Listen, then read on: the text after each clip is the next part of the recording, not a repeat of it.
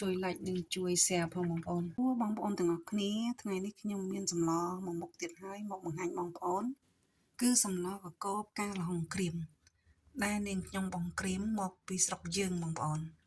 ខ្ញុំស្លជាមួយសាច់មាន់និងសាច់ជ្រូកហើយមានបន្លែក្បែរផ្ទះខ្លះទិញខ្លះបងប្អូន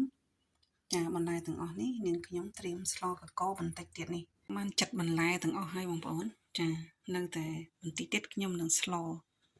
នេះគឺជាគ្រឿងផ្សំទាំងអស់នេះបងប្អូនខ្ញុំចាក់ប្រេងចូលបងប្អូនណាចាខ្ញុំដាក់ប្រហុក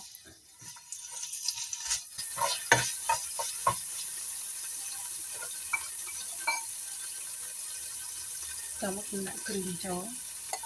គ្រឿងបុក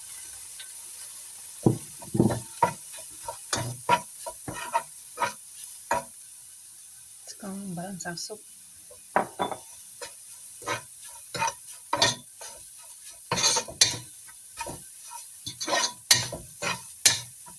ដាក់សាច់ចូល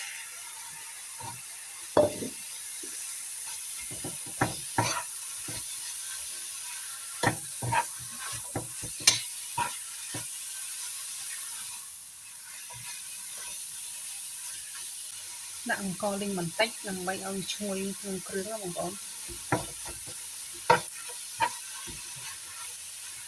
ឆ្អឹងសាច់បន្តិចហើយទឹកចូលបន្តិចបងប្អូនទឹកនេះទឹកគ្រឿងទឹកលីងមានគ្រឿងស្ដាយចានគ្រឿង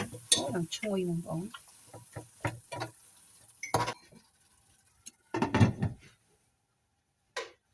សាច់ចិញ្ចឹមហ្នឹងបងប្អូនដាក់ផ្កាល្ហុងចូលបងប្អូនព្រោះផ្កាល្ហុងនេះវាក្រៀមអញ្ចឹងយើងដាក់វាចូលទៅដើម្បីឲ្យវារីករីកហើយឲ្យវាល្វីងតែអញ្ចឹងទេវាអត់សូវល្វីងអញ្ចឹងបងប្អូនចាតែខ្ញុំត្រាំទឹកវាចំនួន2ម៉ោងហើយចាត្រាំទឹក2ម៉ោងបងប្អូន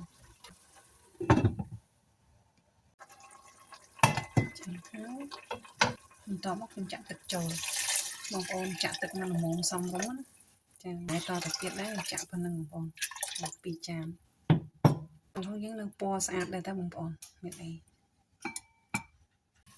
សម្លពុះល្អណាស់បងប្អូនអើយចាសិតតែផ្កាល្ហុងបងប្អូនខ្ញុំចង់ឲ្យវាល្វីងតែភ្លក់ទៅតែអត់ល្វីងទេបងប្អូនព្រោះវាក្រៀមដាក់បន្លែចូលបងប្អូនដាក់បន្លែយើងទាំងអស់ចូលទៅណាចានេះដាក់ទាំងអស់បងប្អូន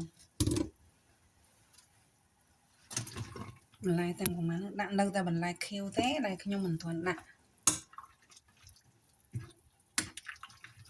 នេះមួយឆ្នាំងបងប្អូនកកតែបន្តិចមិនតិចទេតិចគ្រប់មុខមួយឆ្នាំងតែម្ដងបងប្អូនហើយបងប្អូនសម្លកយើងឆ្អិនហើយឥឡូវដល់ដាក់កលីងចូលបងប្អូនខ្ញុំដាក់កលីងចូល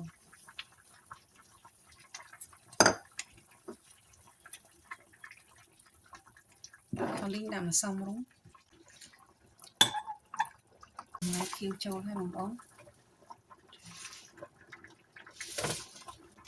ពេញមួយឆ្នាំងបងប្អូនសម្លកកយើងធម្មតាទេបងប្អូនបន្លែតិចតួចមកមុខបន្តិចមកពេញមួយឆ្នាំង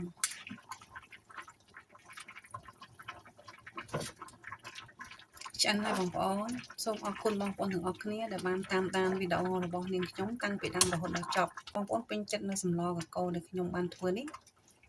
សូមជួយ like និងជួយ share ផងបងប្អូនអរគុណបងប្អូនទាំងអស់គ្នាជម្រាបលាចាជួបគ្នានៅវីដេអូថ្មីទៀតចា